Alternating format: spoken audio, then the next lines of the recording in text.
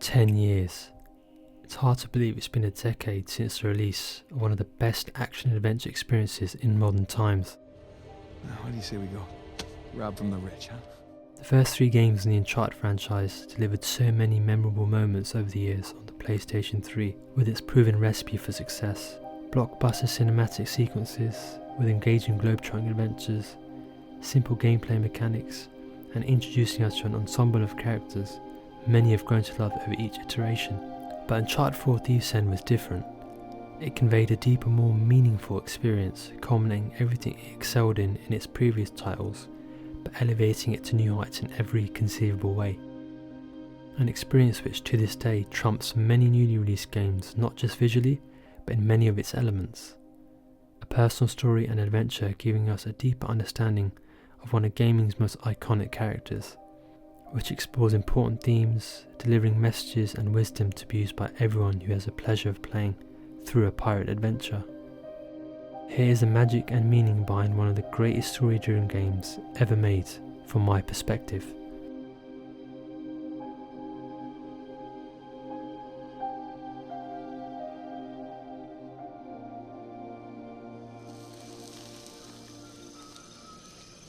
Holy crap. High-quality single-player story-driven titles have many elements which make up the final experience. The core elements for me are summed up by the story, characters, gameplay mechanics, environments, world building, and are all delivered through audio-visual. Games which marry these elements in matrimony are treasures and deemed unforgettable experiences. It's undeniable that Naughty Dog, whilst excelling in many of these elements, sprinkle their own unique magic that separates them from any other developer. It's the minuscule details which add up, with the attention to detail being second to none. Feast your eyes, gentlemen. Wow. Spectacular. Just imagine. The environments we get to traverse in A Thief's End really are something to behold. Naughty Dog really do nature justice in their games, capturing the essence of land, air and sea beautifully in all weather conditions and times of day. Southern Italy, to Scotland, to Madagascar, all areas really speaking volumes with a unique atmosphere and energy. I mean, just check these visuals out. I can practically see my house from up here. A word you'll hear me say a few times in this video is immersion. It's through these environments and biomes that encapsulates the feeling of adventure in the player. The artistry on show, coupled with a very realistic sound design, like this for instance.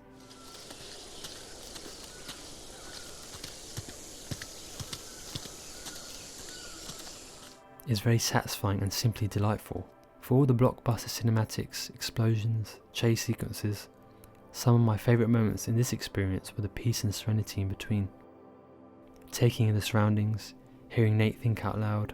It's in these quieter moments whether you get a different perspective, reflecting on the story so far, or even your personal life in general. For those of you like myself who love travelling, playing this game is like taking a virtual holiday.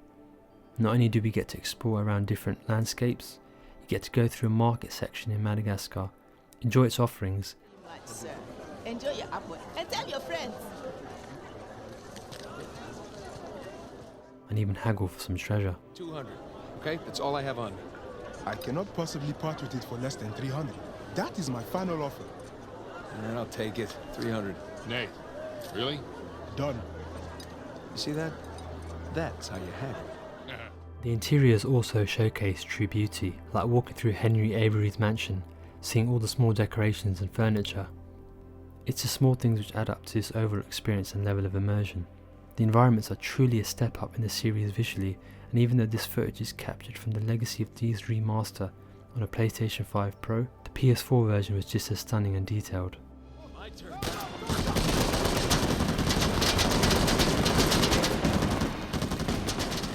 Gameplay. It's arguably the most important element for any video game. A Thief's End really took it a notch up with the validity of all of its basic mechanics. Uncharted games by design have always had very simple movement and combat flows.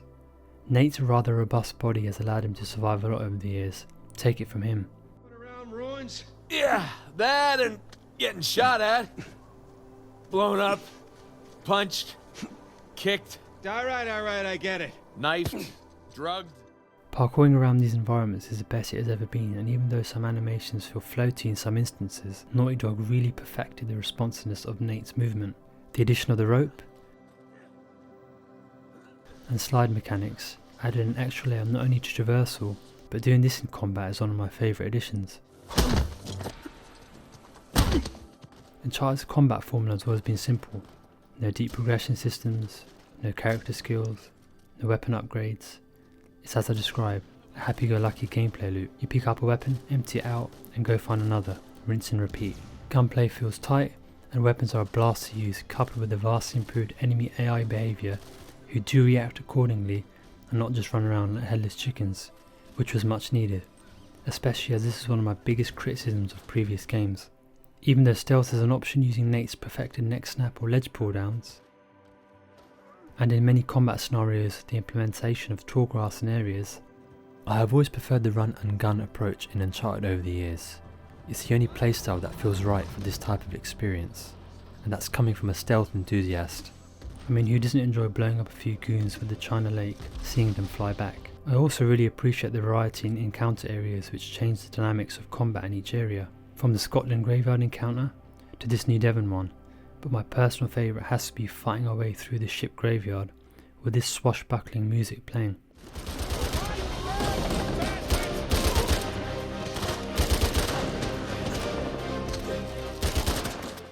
For what it is, gameplay may not be Uncharted's strongest element, but ultimately a Thief's End's traversal and combat is really fun, and that is the most important thing. Whoa. Well, looks like we got ourselves another trial. It sure looks like it. It wouldn't be Uncharted without any puzzles, and although they were few and far between and all quite trivial to solve, highlights for me was a water bucket trial in the cave in Scotland, and the mechanism below one of the 12 towers in Madagascar. Whoa. Hey, are those our boys? Yep. Henry Avery, Thomas too. Partners in crime. These puzzles just add to the level of immersion of being Nate in pursuit of treasure and give that sense of fulfillment and discovery. Spectacle. It's what Uncharted is known for, and this experience has those moments we know and love in abundance, with a fair few drops, close calls, tense getaways, and this obligatory Nate runaway shot with everything going off around him.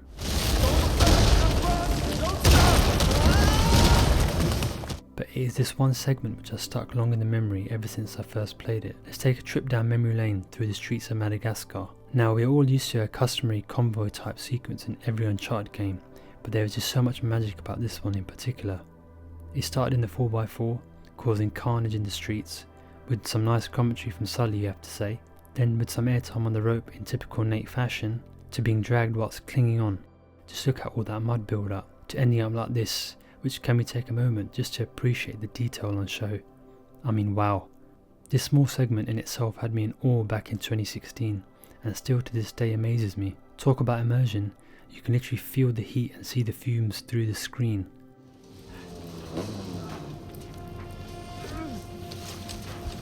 No blimmin' way you could have survived that. Quite chancing. That's not good. Holy shit, he's still alive! Oh, and this sequence isn't even finished yet. Can I just say, these armoured truck drivers are complete nutters? Having cinematic sequences with destruction in games is great and all, but the ability to execute them to this standard is something else. True Naughty Dog magic on show. They just know how it's done and what works well. The use of different camera angles in certain scenes giving visual perspective, it's all very impressive. Oh, up by your lonesome?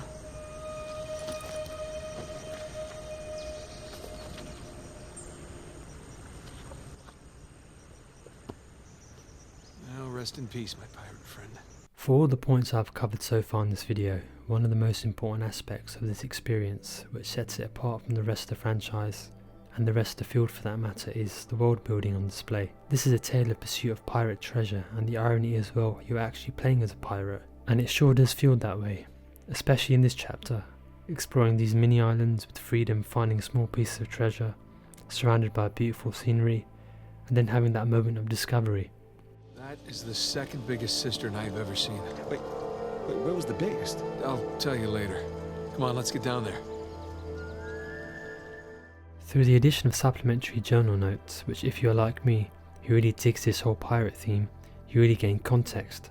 I find it fascinating how good the expression of the pirate experience through these notes is. Take this example.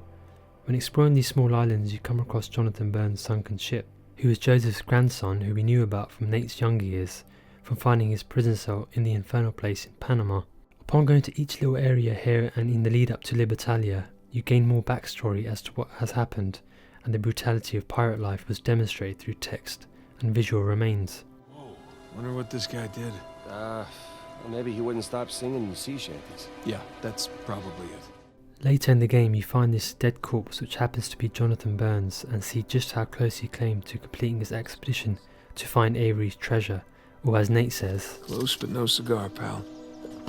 Almost at the finish line. Got the best of you.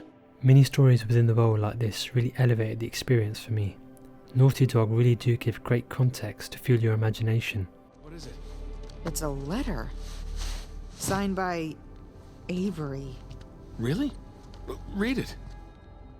The new Devon segment, passing through all the pirate captains' mansions, is a delight with some of the best lore in the experience.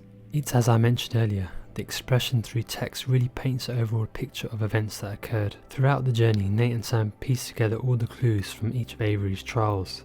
They learned he recruited pirate captains after founding Libertalia and moved all the treasure to a place called New Devon. What followed was a civil war with colonialist rebellion. Just take a look at the sheer detail in every single bit of the chaos that occurred outside the treasury. Holy crap. Well, I see our missing colonists. Some of them, anyway. Jesus. Through initially seeing each captain's sigils, we then get visual representations in the form of paintings, to finally seeing what's left of their physical forms in the uniforms in the dining room at Thomas II's mansion. Not many games have immersed me like this one. I was so intrigued to find each piece of lore, truly masterful world building if you ask me. I mean look, this is the notorious Henry Avery. I find it very impressive the story arc Naughty Dog pursued and the way in which it was delivered through the world. It's also worth mentioning, the journal entries taken throughout this experience were a showcase for not only Nate's sketching abilities, but his ever-present personality. Looking back through this really highlights the journey that has got you to this point. There are so many other smaller details sprinkled throughout, which just shows the obsession Naughty Dog has for their experiences, which can get overlooked. Adding the flintlock pistol in this pirate adventure was a nice touch. Walking over a dusty old painting, leaving footprints, and revealing the colour of the frame? I mean, might be completely unimportant, but my lord, is this the definition of intricate? The burning particles hanging in the air after an explosion? Or just take a look at the gold coins sliding into the water as Avery's ship crumbles. And we even got a small reference from the Naughty Dog world. This look familiar, folks? The list can go on, and the magic is clear to see wherever you look, but there's more than just magic to this experience.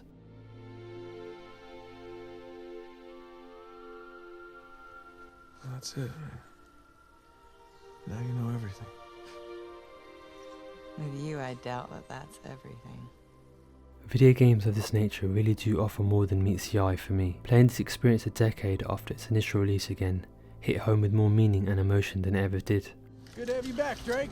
Yeah, it's good to be back. A Thief's End is a tribute to the legacy of Nathan Drake in gaming, and walking through his attic really epitomised this. Looking back on his journey through nostalgia and the many memories he provided is a lovely touch. It's in this segment we see Nate's newfound life post Drake's deception, a married man to Elena with a cosy, comfortable lifestyle.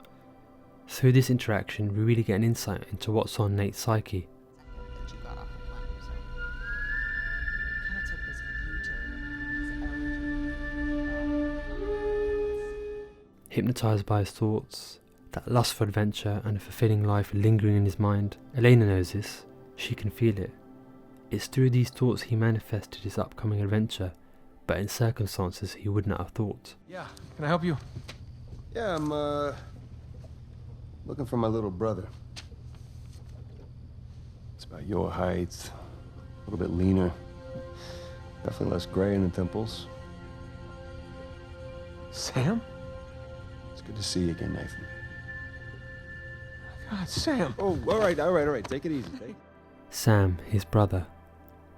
Nate's past has briefly been touched upon in Drake's deception, as it was mentioned there was some mystery surrounding his name and that he was brought up in St. Francis Boys' Home orphanage, but never once was it hinted of him having a sibling. It's through a pair of flashback sequences from Nate's youthful and younger years do we really get to see a glimpse of what his life was like and the dynamics between them both.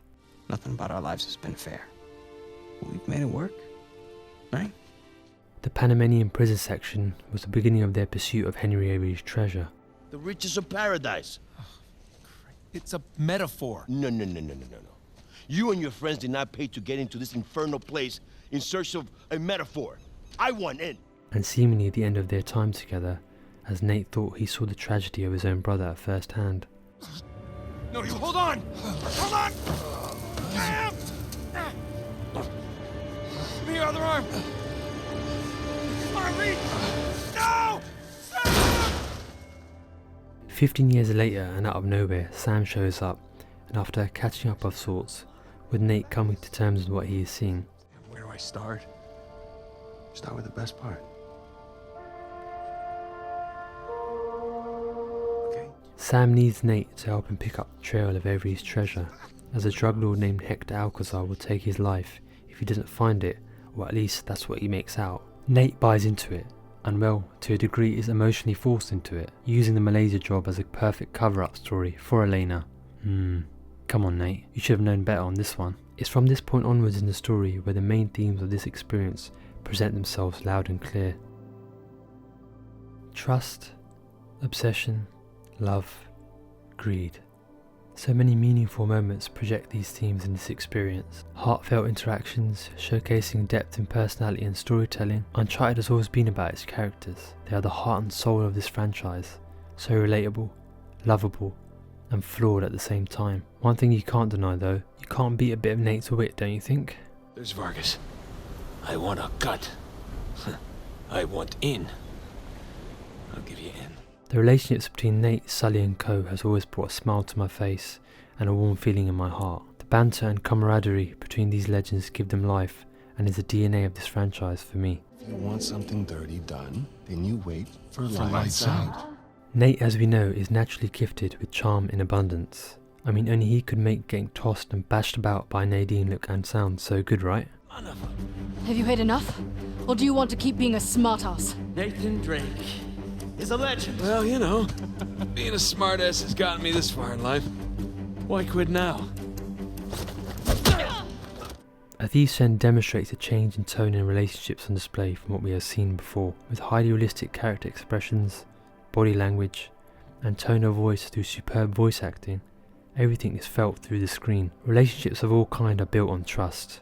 There are two standout moments which showcase this. The first being this. How would you react? You lied to me for weeks. If you were killed, I wouldn't have even known about it. And now you have a brother. Who are you? Come on. I'm me. Come on, it's me. It's different this time. I have to save him. I don't even care about the treasure. The look on your face when you walked into this room. If you're done lying to me, then you should stop lying to yourself. A very touching moment indeed. Two lines in the scene which carry immense meaning for me. Who are you? And come on, I'm me. It's me. Because even to the ones who care for us the most can we be misunderstood as human beings. Let's face it, does anybody actually know who we are at the deepest level? Do we even fully know ourselves? That's the point of life, isn't it? To learn about who we are. Nate lying to Elena was extremely selfish, but in his eyes, it was the only way. The second moment being when Nate finds out the truth. Sam, care to refute?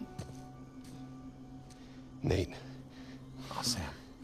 Jesus, no. listen. Avery's treasure was ours. It was always ours. I left my life for you. Sam blackmailing Nate into finding Avery's treasure through his obsession, but it's all about perspective. You see, everyone's goal and view on life is completely different, which is shaped by circumstances and experiences. Nate and Sam were born into this life. It's in their blood. Finding Avery's treasure is very personal to them. It was their mother, Cassandra Morgan's dream. Your mother was the most brilliant historian I have ever met. It is evident through this optional conversation which gave us a view into Sam's psyche. No, thank you. Not for me. I like the hand we've been dealt. This brings me to the point that I believe Nate wouldn't have pursued this venture if there was no noose over Sam's neck. Through many of these interactions, you can clearly see he is conflicted. His tone and delivery give off been there done it, but also is this all worth it vibes. It's all about getting Alcazar off Sam's back. He didn't really allow himself to enjoy the moment, reliving his old life with his brother. I believe him to an extent when he said to Elena he didn't care about the treasure, but there was definitely the inner child within him that wanted it, and his old self from his younger years trying to fight through his confliction. Getting back into this world may have brought those feelings back of discovery and satisfaction through those eureka moments, but Nate was different on this one. It is clear to see throughout that on many occasions, Sam is the one obsessed about the treasure, with Nate being more grounded through all of his previous experiences. There was no point to prove this time for him. Despite his love for adventure, it was for the love of his brother. Thanks. Sure. No, I mean, thanks for saving me. Again. I almost didn't this time. Right. Love. Love is a language of the world, and people show it in different ways. Elena coming back for Nate for the umpteenth time just shows how much love she has for this bloke, for better or worse, right? In fact, through all the flaws these characters have, it's the love for each other which overrides everything. Sully, for instance, has always wanted what's best for Nate, being there for him like a father figure. Through thick or thin, they are always there for each other. Their companionship always lights me up. Hey! Hey! Are you okay? Yeah. We heard those explosions, we thought. Yeah, that's all this guy. You saved his ass again? Naturally. How you doing? Going through this chapter of Elena really highlights the beauty of this experience. These segments en route to New Devon are some of the most meaningful in the whole experience for me. Nate, deep in thought, guilty, regretful, knowing all along his mistake. Way to go, Nate. Piss a girl like that off. Idiot. The fragmented but heartfelt conversations, mellow but with beautiful energy, a moment of reflection with this therapeutic tone playing, with the silence between them both speaking volumes.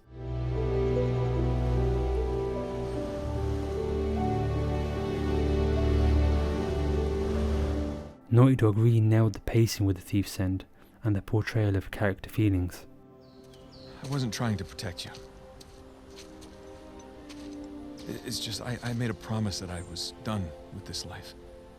We both did. Yeah, but I broke it. I didn't tell you because I was afraid. Afraid of what? Of losing you. I guess I was, protecting myself. You know? The understanding of human psychology is a fascinating but complex topic. Everyone perceives the world and the people around them in their own respective way. It's in this very powerful moment does Elena see Nate for who he really is. These are some of history's greatest pirates. And they all perished in an instant at this very table. It's incredible. Yeah. I'm sorry. I'm sorry. It's okay. She's witnessing his inner child, the novelty, the fantasy of it all. That's what he does it for. That little smile tells you all you need to know. She gets it. For all the obsession and egoic nature that comes with the territory of treasure hunting among thieves, it was never solely just about obtaining the treasure. Nate knows. Through everything he's been through, he has become wise enough to know when to let go. No offense to these guys, but they don't get it. Actually, Sam, they do. They really do. Okay. Trust me, they've seen this kind of obsession before. Sam, we're not those kids anymore. We're not. And we got nothing to prove. Through this overarching pirate story, and Rafe, the main antagonist, is greed portrayed. Greed, paranoia, money. Yeah, well, more money, more problems. I couldn't put it better myself. The lengths Avery went to just to get the treasure all for his own glory really show what obsession does and the consequences that come of this. Avery committed many atrocities, killing at will, a true narcissist. I mean, come on ladies and gentlemen, even Nadine came to this realization. Here those two are. Well, enlighten us. It's Avery and two. They killed each other. Good for them. What's the point? Everyone obsessed with his treasure gets what they deserve. The irony is that Rafe is a physical embodiment of Avery in this story, and well, the outcome for him was the same. Digna, factis, recipimos, we receive the due rewards of our deeds comes to mind. This narrative is crafted so perfectly that love overrode everything. No matter what was said or done, genuine love for each other shone through and is the main message of this story. Not just how far will you go for your obsessive desires, but how far will you go for the ones you love. Listen to me. Listen to me. All I ever wanted to do was find this treasure with you. Sam, Sure, we did it. We did it, brother, okay? It's all right. there's gonna be another way. Nathan, you gotta go. There's gonna be some. You gotta go! This Thompson! There is no other way! Come on, Nathan, I gotta know you made it out all right. This is what makes this story so endearing. It's a very human experience. Every interaction, meticulous with articulation. From the humorous to the emotional moments, everything is truly felt. Naughty Dog really captured the vision set out for this experience. They delivered the message, but also very important wisdom. Just kind of thought that after we found Avery's treasure, I'd be satisfied. Instead, I've kind of left with this strange feeling of Emptiness. yeah. Yeah, well, you know, as thrilling as the next adventure might be, in the end, I always left with that same feeling. And sometimes you just gotta choose what you're gonna keep and what you're gonna let go. Have you ever felt this before? Because I certainly have. No matter what you are striving for in life, this is the lesson all should know. It's the journey that brings the gratification, not the end goal. As humans, we are so fixated on the end result that we forget to enjoy the process. As soon as that thing we dearly wanted is obtained, there comes that bit in the void. Emptiness. The mind looks to what's next. That's human nature. We are never satisfied and always looking for more.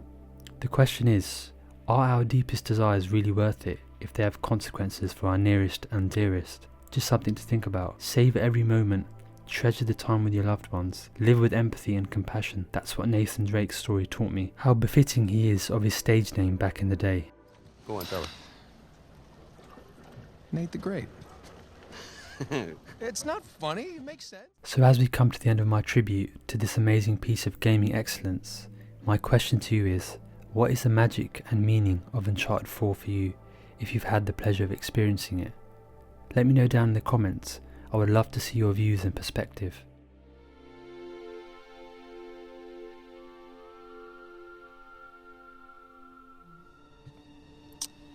What's up, Cassie? Now you may have noticed how I've been labelling Uncharted 4 Thieves End as an experience throughout this video, because that is exactly what it is. It's more than just a game. I could go on and wax lyrical all day about every nook and cranny, because this is one for the history books, a fitting end for a man which has brought so much joy and happiness to many. Looks like you have some fans. Yeah, my adoring public.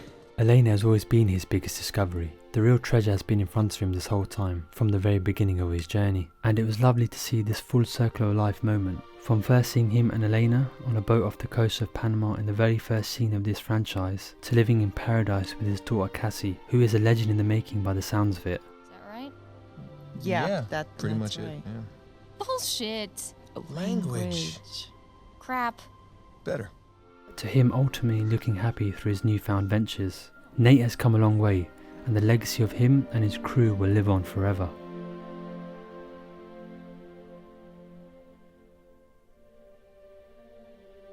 Sic parvis magna, greatness from small beginnings. a phrase we have heard on many occasions. As I've taken the leap of faith into starting out my YouTube journey, I really wanted to do this game justice, because I had gone through my teenage years with this franchise by my side, and it has delivered so many beautiful memories. Also, I just wanted to say that there is greatness in all of us. No matter what phase of life you are in, believe in yourself, be authentic, and unlock your potential. Many thanks for watching, and subscribe for more analysis and perspective videos on my gaming ventures. Sit Parvis Magnum. Sit Parvis Magnum. Yeah.